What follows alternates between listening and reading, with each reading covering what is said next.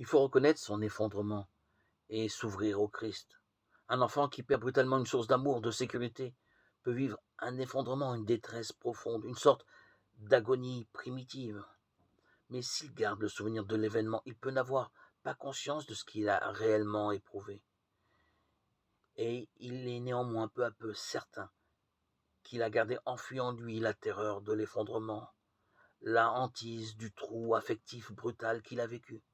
Il ne se rend pas compte, même parvenu à l'âge adulte, que cette terreur appartient au passé et que c'est aujourd'hui terminé.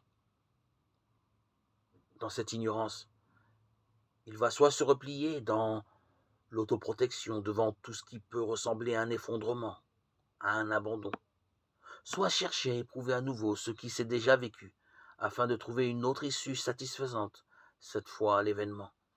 Le premier pas à faire est d'ouvrir au Christ ce pan de notre passé, de prendre conscience que nous avons vécu un effondrement, une perte brutale de l'amour. Le souvenir de l'événement est bien là, dans la mémoire, mais totalement enfui. Et, la plupart du temps, il y a une sorte de blanc mis sur tout ce qui a été éprouvé. La violence, l'intensité des sentiments sont anesthésiés, gommés.